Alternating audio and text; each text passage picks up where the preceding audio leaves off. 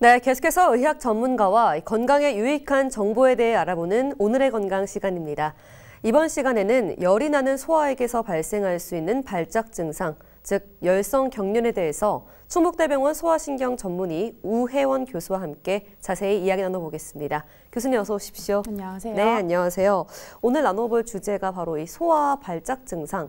인데요. 네. 이 열성 경련, 전 조금 생소하거든요. 어떤 증상인가요? 열성 경련은 보통 5세 미만의 소아에서 많이 발생하는데요. 네. 생후 6개월부터 5세 사이에 건강하던 소아에서 네. 38도 이상의 발열과 함께 비의도적인 근육 수축 발작이 동반되는 것을 열성 경련이라고 합니다. 네. 열성 경련은 전체 어린이의 한 5에서 8% 정도가 경험을 할 수가 있는데 네. 그 정도로 가장 흔한 발작 질환이라고 생각을 하시면 되고요. 소아는 이제 뇌가 아직은 미성숙하기 그렇죠. 때문에 열이 오르는 상황에서 네. 정기적인 흥분도가 높아지게 되고 네. 그로 인해서 열성 경련이 발생을 할 수가 있습니다. 그렇군요. 한마디로 6개월에서 5세 미만의 어린아이들에게서 38도 이상의 고열이 났을 때 네. 발생하는 증상이다라고 네. 정리를 해볼 수 있을 텐데요. 사실 이 코로나 시대를 맞이하면서 열이 동반되는 경우가 많지 않습니까? 네. 많은 분들이 주목을 하실 것 같은데 이렇게 열성 경련이 일어나는 이유가 따로 있습니까? 사실 열성 경련의 원인은 네. 의학적으로 완전하게 밝혀진 거는 없지만 방금 전에 말씀드렸던 것처럼 미성숙한 소아의 뇌가 네. 발열이라는 그런 자극에 맞닥뜨리게 되면서 이제 정기적인 흥분도가 높아지게 되고 경련을 하게 되는데 네. 그런 거 말고는 보통 가족력이 있는 경우가 굉장히 많습니다. 가족력이요? 예. 부모나 형제 자매가 어렸을 때 열성 경련을 경험했던 적이 있는 경우에 네. 다른 아이도 열성 경련을 경험할 가능성이 굉장히 많은데 사실 이런 경우에는 가족력을 가진 경우에는 위험도 열성 경련이 나중에 뇌전증으로 발전할 수 있는 위험도가 높지 않다고 저희는 평가를 하거든요. 네. 왜냐하면 이미 열성 경련을 경험을 했던 부모님이나 다른 형제 자매들도 지금 이미 건강하게 잘 지내고 그렇죠. 계시기 네. 때문에 크게 걱정하실 필요는 없습니다. 네, 그렇군요. 한마디로 뇌가 이 발열과 같이 합쳐지면서 흥분도가 높아져서 경련이 일어난다라고 네. 정리를 해볼 수 있을 텐데요. 가족력이 좀 있다고 하니까 네. 좀 많은 분들이 걱정을 하실 것 같은데 이 열성 경련에 대해서 좀 특징이 나뉘어진다고 제가 알고 있거든요. 어떻게 좀 구분을 할 수 있습니까? 저희가 의학적으로는 단순 열성 경련과 복합 열성 경련 이렇게 두 가지로 나누고 있습니다. 네. 단순 열성 경련의 경우는 열성 경련이 24시간 이내에 한 네. 번만 동반이 되는 경우, 그리고 전신을 대칭적으로 네.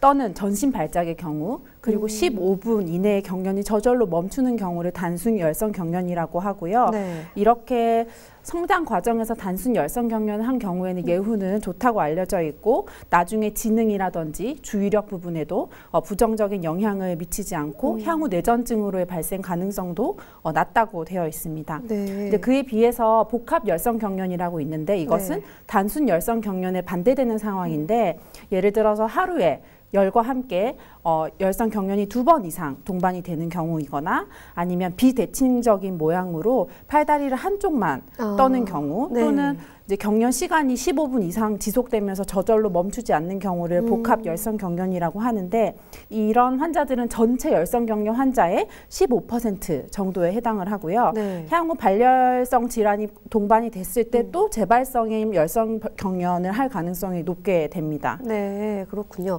그런데 감기에 걸렸을 때 열이 오르면 보통 성인도 오한이 또 들지 않습니까? 네, 이런 그렇죠. 경우도 몸이 이렇게 미세하게나마 떨리는 경우가 있는데 이런 경우와 비교를 한다면은 확연히 더 많은 떨림이 있는 건가요?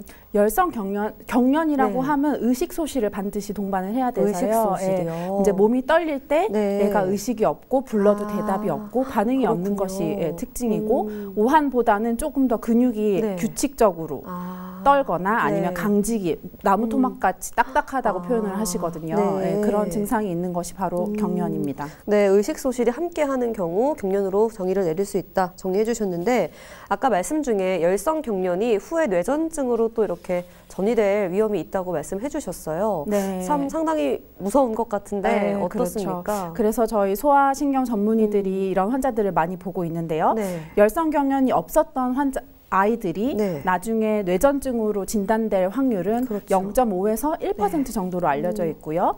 단순 열성 경련을 경험했던 소아가 나중에 뇌전증으로 진단될 확률도 네. 한 1% 정도로 사실 그 빈도수는 비슷하고 통계적인 유의성은 보이지는 않는데 하지만 복합 열성 경련을 보이는 아이인 경우에는 네. 향후 뇌전증으로 이행할 가능성이 조금 더 높은데 하루에 2번 이상의 경련이 동반이 그렇죠. 되거나 네. 15분 이상 경련이 지속되는 경우에는 그 위험도가 6% 정도로 알려져 있고요. 대칭적인 경련 양상을 보이는 경우에는 29%의 위험도를 가지게 됩니다. 그렇기 때문에 복합 열성 경련을 하는 경우에는 환자 상태 평가를 위해서 네. 뇌파 등의 검사를 시행을 할 수가 있고요.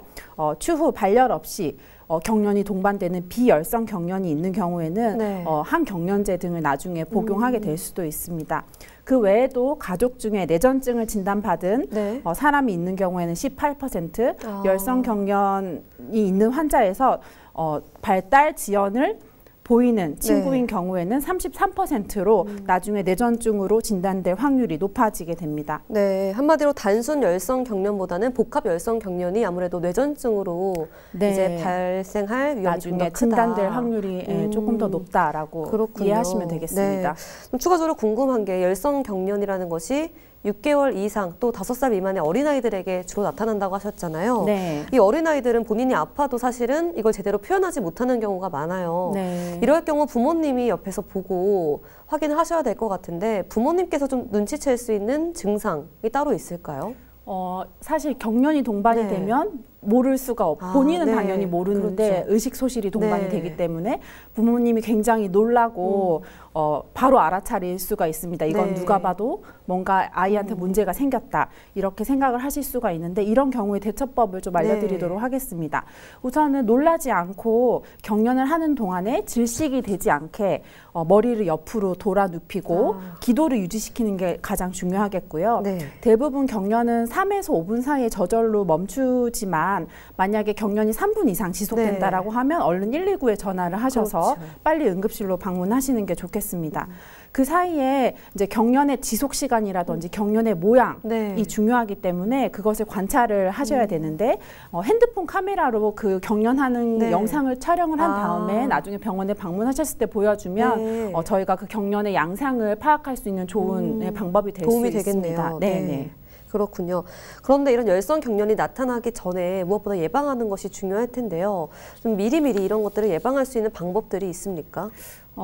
아까 전에도 말씀드렸듯이 열성 경련은 열이 갑자기 오르는 상황에서 맞아요. 아주 응급하게 발생하기 때문에 예방을 할 수 있는 방법은 없다고 볼 수 있는데 네. 이렇게 열이 갑자기 올라가는 상황을 예방을 하는 거는 그렇죠. 어느 정도 예측을 할 수가 있을 네. 것 같습니다. 만약에 감기에 네. 걸려서 호흡기 증상이 있는 소아의 경우, 기침이나 콧물을 하는 소아의 경우 열이 동반되지 않는지 주의 깊게 관찰을 하시고 네. 보통 아이들은 열이 나기 전에 조금 처지거나 잘 그렇죠. 놀지 않거나 보채고 칭얼대는 경우가 많기 때문에 그런 경우에는 체온을 주기적으로 측정을 하고 열이 오르는 경향이 있을 때 빨리 해열제를 복용시켜 주시고 네. 미온수로 몸을 이렇게 닦여 주시면 그런 상황을 좀 예방할 수 있을 것 같습니다. 네, 한마디로 열을 떨어뜨리는 이런 행동들이 열성 경련을 조금 더 예방을 할 수 있다라고 네. 정리를 해볼 수 있겠네요.